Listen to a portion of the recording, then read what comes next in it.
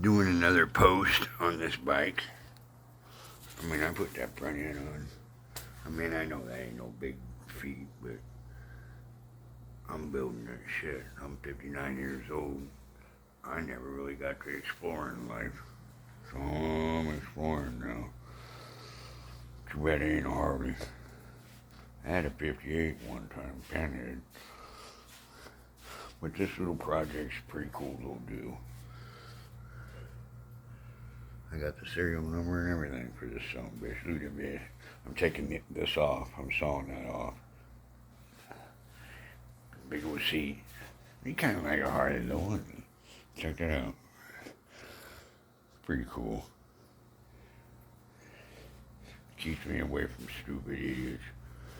Yeah, I'm stupid too. At least I can admit it.